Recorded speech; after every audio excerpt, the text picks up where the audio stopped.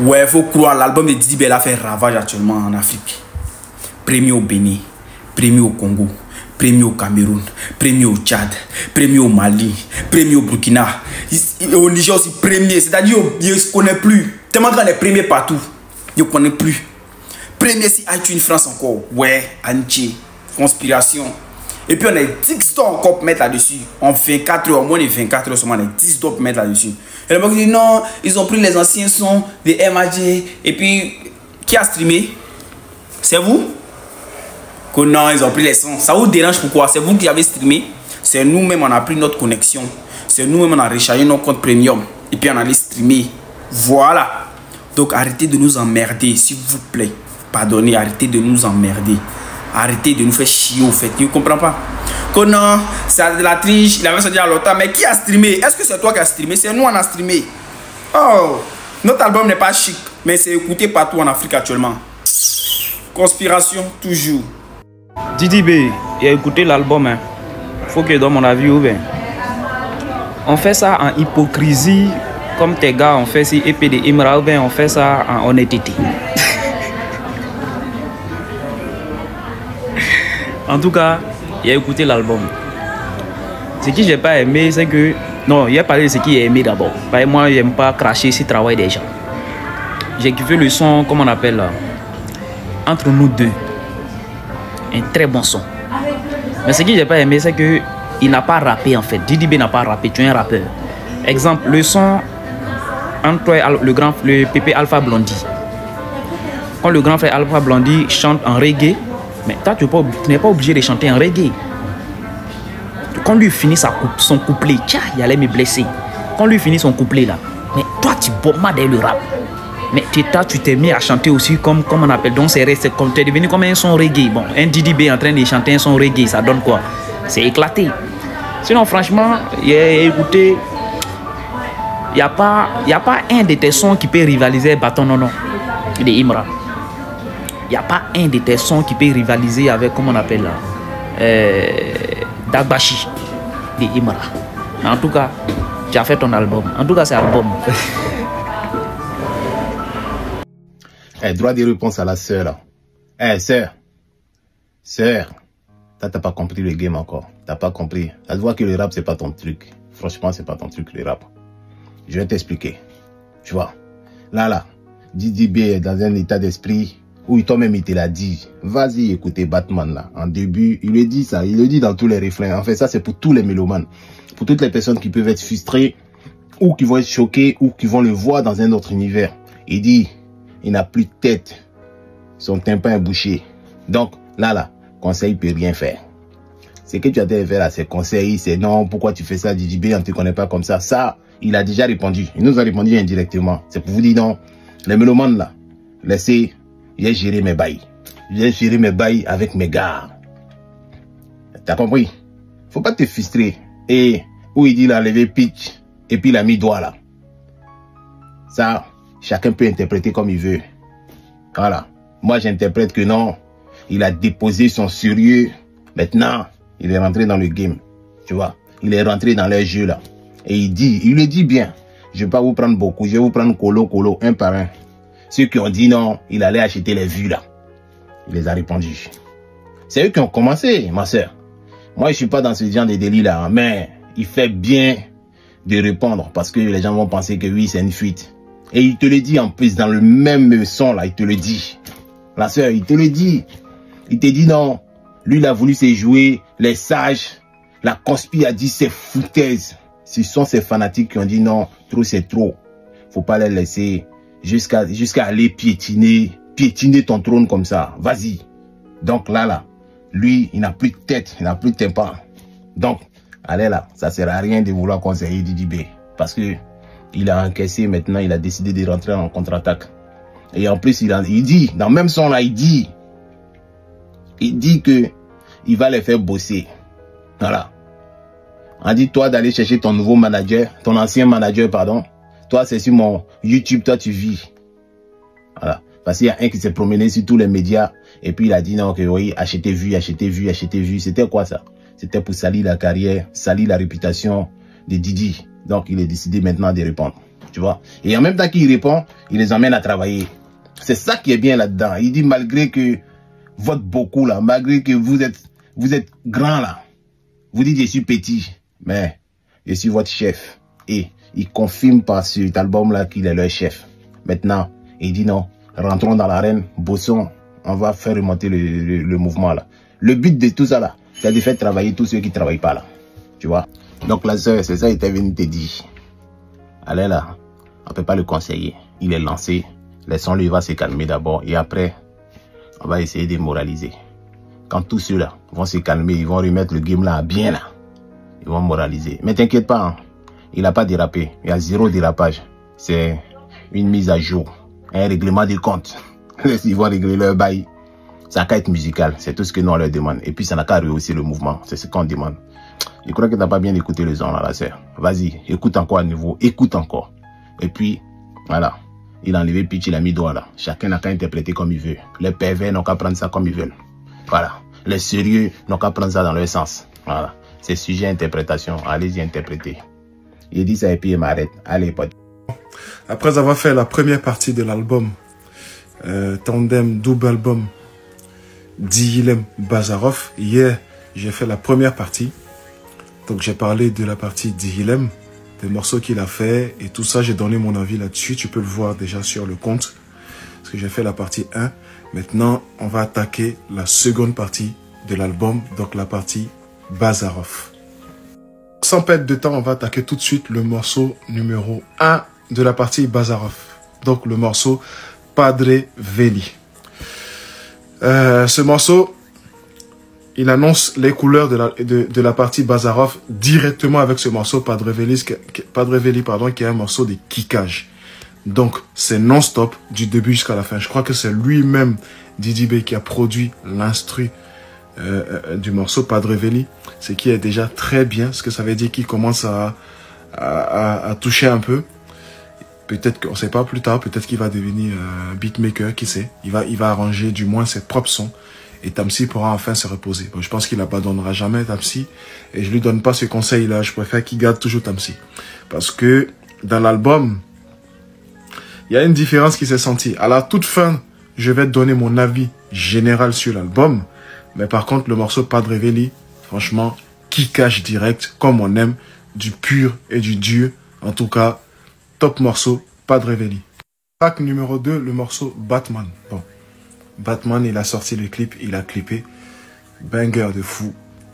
Il est déchaîné, énervé. Il règle, déterminé à régler ses comptes avec tous ceux qui l'ont allumé, tous ceux qui l'ont clashé. Suspect y est passé, Kadja y est passé, Ibra y est passé, tout le monde y est passé. Tous ceux qui l'ont critiqué par rapport à la vidéo de la voiture qu'il a montré et tout ça. En tout cas, il y a eu une punchline pour tout le monde. Donc, c'est le premier clip, on va dire, de la partie Bazarov. C'est le clip qu'il a pris pour annoncer l'arrivée de son album. Donc, du coup, en tout cas, franchement, ça a fait bouger un peu les lignes. Le morceau est bon. C'est un très bon morceau. Et en tout cas, deuxième morceau de l'album Bazarov, Batman, banger. Donc, track numéro 3, le morceau Rockstar. Ce morceau-là, c'est un morceau qu'il avait déjà teasé sur ses réseaux, si je dis pas de bêtises. Donc, il avait mis un petit bout, un petit extrait sur tous ses réseaux, notamment sur le réseau X. C'est parce que c'est là-bas que j'avais vu. Bon, après, ça a circulé un peu partout, sur TikTok. En tout cas, sur tous ses réseaux. Pour parler de ce morceau-là, c'est un morceau qu'il a voulu faire un peu, allez, moi j'appelle ça à la wesh. Donc, c'est un morceau qui ressemble un peu à ce qui se fait chez la nouvelle génération, la jeune génération en France. Notamment la mano, ce genre de trucs-là. Didi B, il sait s'adapter. Comme je l'ai dit dans la première partie, il sait s'adapter, il sait bien faire. En fait, il peut prendre quelque chose qu'il a vu, s'accommoder et donner une bonne copie. Le morceau est bon. Les cadences sont bonnes, les rythmiques sont bonnes. Est-ce que moi, je donnerais un conseil à Didi B de continuer là-dessus? Je pense même pas qu'il va continuer sur ce genre d'instru. Mais en tout cas, il est pas mal le morceau. C'est pas un morceau que je vais écouter plusieurs fois parce que c'est pas ma cam. Moi, je vis en Europe, je vis en France, donc j'entends ça tellement ici que, franchement, j'ai fait une overdose de ce genre de morceaux. Donc pour moi, c'est pas un morceau que j'accroche, non, j'accroche pas du tout. Mais ceci dit, il sait le faire aussi, et c'est tant mieux. Track numéro 4, le morceau Ton Foie. Le morceau Ton Foie, c'est un morceau chill. C'est un morceau, tu vois, t'es en ride, tu vois, t'es au volant. Par exemple, tu vas à Sini, je sais pas, tu mets le morceau, tu vois, c'est enjaillant, ça enjaille, franchement. Avec tous les, aussi à la fin, les bacs, Kizzy, c'est bébé, c'est Kizzy baby. Si vous écoutez bien le morceau Ton Foie, vous allez vous rendre compte que tous les bacs à l'arrière de Didi B, tous les bacs, c'est Syndicat qui les a fait. Comme il sait bien le faire, il est très fort dans les bacs. Et ça a donné une petite touche particulière au morceau. Donc on a comme l'impression que c'est quasiment un feat. C'est pas un feat du tout. Mais il y a juste Didi B qui rappe sur le morceau. Et t'entends Kizzy derrière qui fait les bacs du morceau. Franchement, c'est un morceau chill. Moi, je l'écoute très bien, tu vois. En volant, je sais pas, je fais un trajet, je l'écoute, ça ambiance. Donc pas mal le morceau Ton Foie. C'est un bon morceau. Track numéro 5, le morceau Tout va bien. Pour être objectif, moi à partir du track numéro 5 dans Bazarov, j'ai eu beaucoup de mal à apprécier les autres morceaux qui arrivent. Et je vais m'expliquer. Le morceau Tout va bien, c'est un bon morceau. C'est un bon morceau, mais quand on a fait autant de morceaux chantés et autant de vibes dans la partie Dilemme, je m'attendais à ce que la partie Bazarov soit énervé. Mais tu as eu le numéro 1, Padre Veli, tu as eu Batman, tu as eu Rockstar, tu as eu Ton Foie, mais bon, oui, à un degré moins de Ton Foie, et à partir du bas, il y a encore de la mélodie. Et là, je trouve que pour moi, c'est à partir de là où je trouve que ça en fait trop. Et objectivement, pour moi, c'est trop. C'est trop. Et à partir de là, pour moi, ça commence à dégringoler. Pour moi, hein, je donne mon avis à moi. D'autres personnes diront autre chose, mais je pense qu'à partir de là, le morceau a commencé à dégringoler. Derrière ça, il y a le track 6 qui va suivre Paradise, qui est à peu près dans la même vibe. Donc, numéro 6, track numéro 6, le morceau Paradise. L'instru est bonne, c'est du kickage, mais pas comme on souhaite. Donc, comme je disais là-haut pour le track numéro 5, je disais que pour moi, Dilemme, c'était une partie de Didi B, Bazarov, ça devait être l'autre partie. Donc, l'ange, pour moi, Dilemme devait être l'ange et le démon. C'est-à-dire Dilemme, où il étale toutes ses connaissances, toutes les vibes, tout ce qui s'est fait. Et pour moi, Bazarov, ça devait être énervé du début jusqu'à la fin. Pour moi, c'est comme ça que je vois la chose. Quand on a mis autant de variétés dans Dilemme, on ne peut pas remettre encore de la variété dans Bazarov. Et c'est là où, sur cet album-là, après avoir écouté et réécouté, vous allez voir que c'est très difficile de sortir des énormes bangers dans l'album Bazarov. Dans Dilemme, t'as des sons. Voilà, c'est de la vibe, tu peux en sortir, mais Bazarov, c'est un peu compliqué. Et pour moi, en tout cas, je trouve que Didi B pourrait faire mieux. Il pouvait faire largement mieux. Donc, c'est un peu ça mon goût. C'est mon goût amer, un peu. Je sais pas, mon amertume un peu. Numéro 7, Faire ça beau. Bon, le morceau Faire ça beau, c'est pareil, tu vois. Ça va dans la continuité de ce que j'ai dit. Peut-être que les fans de Didi B vont pas être trop contents avec ce que j'ai dit, mais c'est de la même chose. Ce morceau-là, tu vois, dans l'album, c'est un bon morceau, mais c'est un morceau simple. C'est pas un morceau qui va rester. Tu vas écouter, ben, ok, d'accord. Parce que c'est pas des morceaux qui vont rester après ça. Dans tout l'album d'Ilem, quels sont les morceaux qui vont rester? Dans tout l'album Bazarov, quels sont les morceaux qui vont rester, qui vont être écoutés et réécoutés en boucle?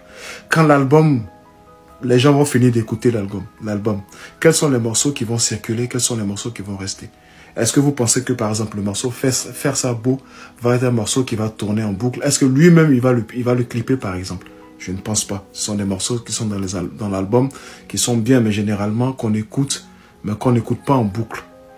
Donc, je suis un petit poil déçu, un peu de la partie Bazarov, franchement, pour vous dire la vérité. Track 8, le morceau Décalé. Non, le morceau décalé, c'est un bon morceau aussi, mais c'est un morceau simple. Voilà. Quelqu'un qui a envie de s'évader, quelqu'un qui a envie de penser, repenser à sa vie, penser à ses conditions, il peut écouter le morceau décalé. Mais aussi, pareil, c'est pas un morceau qui va rester dans le temps. Peut-être que les fans de Didi B vont penser que je suis contre, mais de vous-même, vous témoignerez peut-être après. Mais c'est pas un morceau qui va rester. C'est un morceau qui va s'oublier. Track numéro 9, le morceau Forcément. Forcément, c'est un bon morceau. Voilà, c'est du rap. C'est du rap, c'est kické, c'est pas du rap kické brusque. C'est un bon morceau avec de la vibe, avec de la mélodie. C'est bien rappé, c'est bien fait. J'aime bien l'instru, j'accroche à l'instru forcément. En tout cas, bon morceau. Sur track numéro 10, le morceau Milia. Et pour moi, c'est un gros morceau. D'ailleurs, je pense que faut songer à le clipper, ce morceau-là. Il rentre directement aussi dans mon top, dans la partie Bazarov. Après les premiers morceaux où ça envoyait dur, à la toute fin, le morceau Milia, c'est un banger, c'est un grand morceau. À la place de Didi B, j'aurais clippé ce morceau-là. Bon son, le Milia, kické de fou, bonne énergie, good vibes, top. Et enfin, le numéro 11, track numéro 11, le morceau Café de Versailles. Café de Versailles, c'est un morceau si tu as vraiment envie d'être dans une vibe de lover, ok d'accord, avec Didi B qui sort la petite voix. Limite j'aurais dit du R&B. En tout cas, c'est le morceau qui clôture l'album Bazarov. Je ferai une vidéo tout à l'heure après ça pour donner mon avis général maintenant sur l'album. Mon avis à moi. Il y a d'autres personnes qui vont donner leur avis, mais je donnerai mon avis à moi. Le morceau clôture l'album Bazarov. Dans l'ensemble, Bazarov, comment j'ai trouvé l'album, je le dirai tout à l'heure. Je ferai une vidéo spéciale dans la partie 3 pour donner mon point de vue sur l'album de façon globale. En tout cas, j'ai écouté l'album. Au passage, allez streamer, allez acheter, streamer. Faut que le rap ivoire monte, on l'a dit. Il faut qu'on soit premier, faut qu'on soit dans les charts, faut qu'on soit numéro 1 partout. Hein, la musique ivoirienne, le rap ivoire, faut qu'on soit dans les sommets. Donc, allez acheter, allez streamer l'album. Et à tout à l'heure pour mon avis général. Je ne pouvais pas finir de parler de la partie Bazarov sans donner mon top 3. Donc, top 1, Padre Veli pour moi. Big morceau. Top 2, pour moi, c'est le morceau Batman. Top 3, le morceau Milliard pour moi. Donc, voici les morceaux que j'ai le plus aimé sur l'album Bazarov. À vous de donner votre top 3 dans les commentaires.